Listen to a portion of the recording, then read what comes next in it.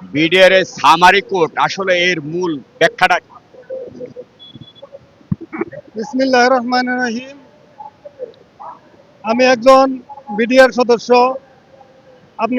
আমি সর্বপ্রথমে সালাম জানাই এই দেশবাসীকে এবং সালাম জানাই এই দেশের যত বড় কর্মকর্তা আছেন, যেমন স্বরাষ্ট্র উপদেষ্টা, স্বরাষ্ট্র পর উপদেষ্টা এবং আমাদের ডিজি মহোদয় এবং যারা আমাদেরকে বিচারগুলো করেছেন তাদেরকেও আমি অন্তর থেকে দোয়া করি।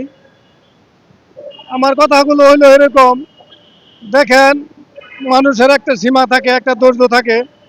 আমরা কিন্তু ধৈর্যের শেষ সীমানায় পৌঁছে গেছি। আগামীকালকে হয়তো মৃত্যু হইতে পারে, এরকম অবস্থায় চলে গেছি।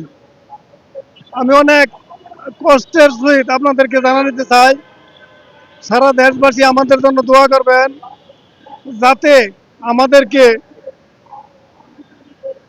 কষ্ট দিয়া যে তারা অনেক সুখে আছে এবং শান্তিতে আছে।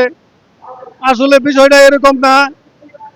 আমাদের প্রতি যেন অবিচার না করা হয়। আমি মাননীয় উপদেষ্টাকে জোর হাত ধরে মিনতি জানাই, আপনি মনটা নরম করে আমাদেরকে পুনর্বহাল করুন। আমরা অনেক কষ্টে আছি, মানবতার জীবনযাপন করতেছি, আমাদের ধৈর্যের বাঁধ ভেঙে যাচ্ছে, আমরা আর পারতেছি না।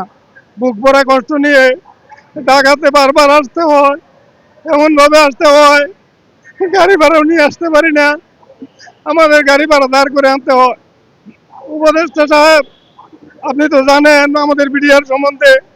আমি আপনার অধীনে চাকরি করেছি, আমি জামালপুরে ছিলাম। আমি জানি আপনার মনটা অনেক বড়।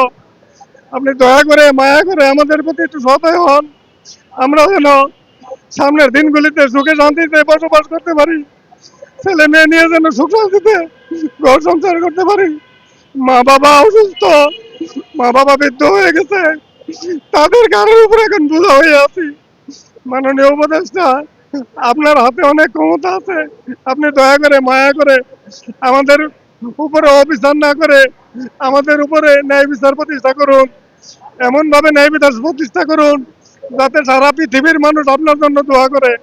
কারণ আপনার হাতের দ্বারা, আপনার কলমের দ্বারা যেন আমরা সুখ শান্তি ফিরে পেতে পারি। আল্লাহ পাকের কাছে আমাদের দাবি, আমাদের অভিশাপ নিয়েন না, মানুষের অভিশাপ কিন্তু ভালো জিনিস না। বিগত দিনগুলিতে এই সরকার সেই সরকার, যত সরকার এসেছে, যত এই পৃথিবীতে জুলুম নির্যাতন যারা করেছেন তারা সবাই ভুক্তভোগী। আমি এই পৃথিবীর বয়স প্রায় 500 কোটি বছর, এক দুই দিন নয়।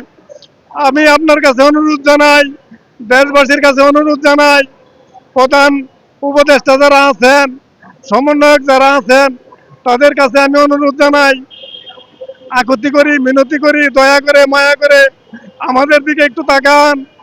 আমরা আর শেষ পর্যন্ত পৌঁছে গেছি, আমাদের আর সম্ভব হচ্ছে না।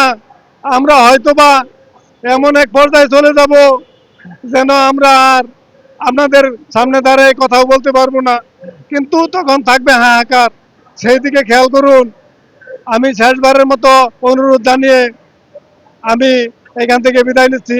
সবারই ধন্যবাদ, দেশবাসীরও ধন্যবাদ, সরকারি যত কর্মকর্তা আছেন তাদেরকেও ধন্যবাদ। আসসালামু আলাইকুম।